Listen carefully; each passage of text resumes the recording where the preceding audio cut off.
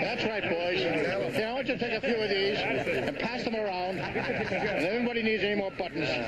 Eddie. Dad is running the show from his command headquarters high above the Ritz-Carlton and staying well out of sight for the most part. I don't want an education. But Bobby, Eunice, and Pat, Jean, have all come out 100% for the candidate of their choice. Thank you. He's not hitting enough Jewish organizations. He's only got 2 down here. Bobby, I think we need to play up this war hero angle more. No time for modesty. Check. Even Mother has gotten into the act, and if you ask me, I think there's a political talent in this family that's heretofore gone unnoted. Was when my father ran against Mr. Lodge in 1916. Of course, my father was Jack's grandfather, and Henry Cabot Lodge was the great-grandfather. Needless to say, the only missing element, and sorely missed she is yourself. I hope that you will not disappoint us. At least once a day, someone says, "Oh, gee, I wish Kit could see this." We don't want to think that this is I wish it more than anyone else. we don't have to work. If it had been up to me, you'd have been here with the rest of us and sharing in what looks like is going to be a big day for the Kennedys on June 18th, and not exiled over there, some kind of scarlet woman. I told Dad the other day that I still thought it was a betrayal of everything we've ever been as a family. And he said it wasn't a betrayal, it was what Joe Kane calls an accommodation to reality, and that politics is full of them, and that I'd better get used to it. I wonder if I will. That's what we've been waiting to hear. Thank you very much.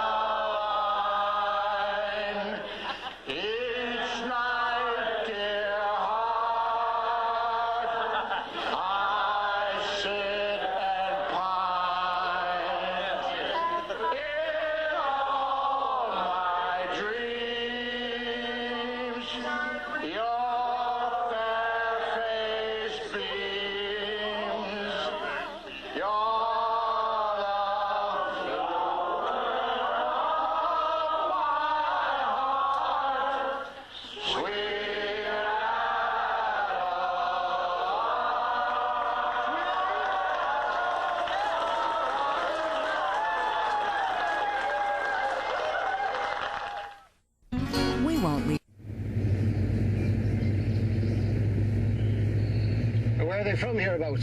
We've plenty of Kennedys in County Waterford. No, County Wexford.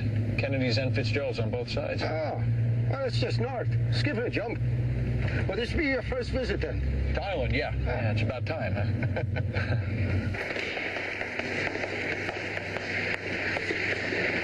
Jack.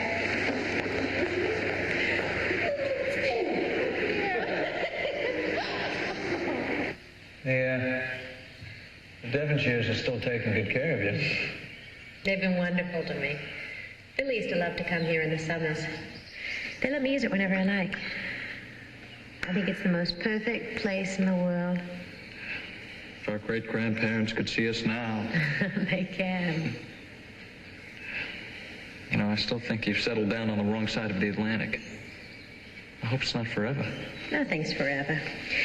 But it might be more sort of permanent than I thought. Oh, yeah? Why? I'll tell you later. I have invited a bunch of people over from London for a week or so to meet my distinguished brother, the congressman. Yeah, so far I think I'm distinguishing myself more in the social scene than the legislative one. So I hear. Well, I'm just taking Grandpa's advice for the first year.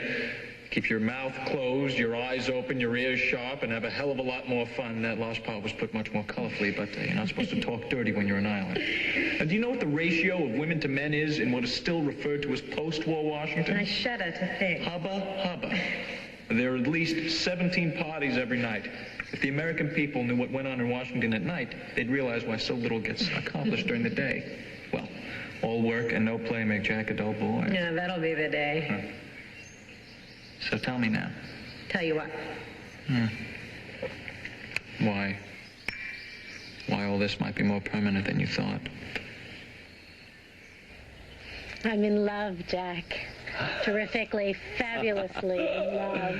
And do I know this terrifically, fabulously lucky man? No. His name is Peter Fitzwilliam. Lord Fitzwilliam.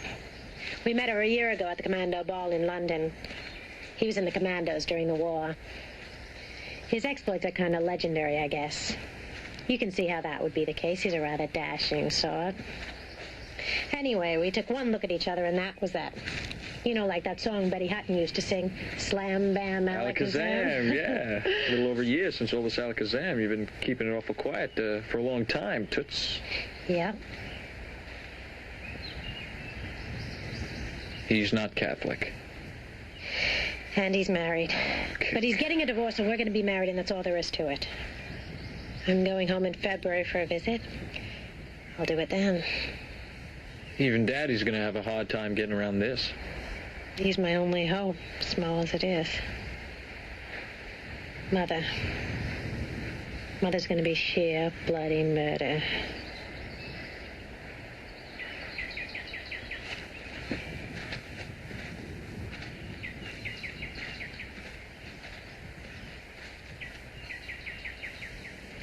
Tell me what's on your lovely troubled mind.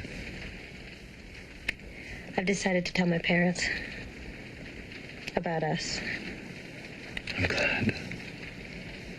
I think it's a capital idea and long overdue. Everyone will be better off, most especially you, who matters most. I'm gonna do it. When, where, and how may I help? Well, I'm going home in February for a visit. I'll do it then. Do you want me to go with you? God, no. It's gonna be bad enough as it is. Jack's probably right. Even Daddy's gonna have a hard time getting around this. For something that's supposed to afford so much comfort and ease to the soul, religion does seem to have caused you so much distress, my darling. You get the comfort and the ease if you play ball.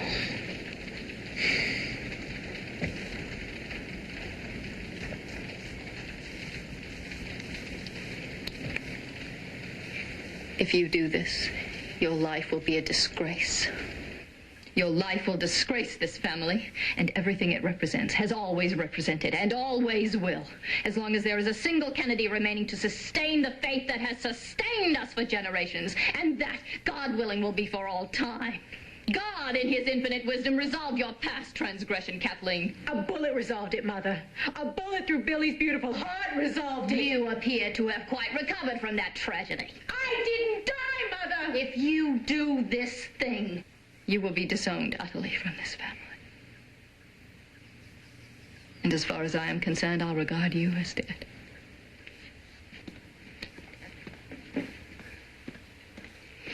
Mother! Mother! You know that old joke about drink being the curse of the Irish? Drink isn't the curse of the Irish, Mother.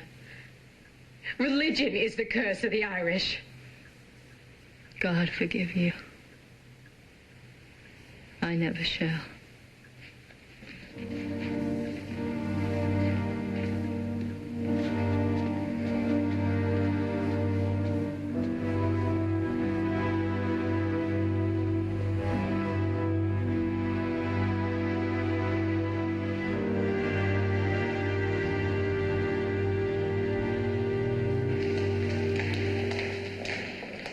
Mr. Ambassador, good morning.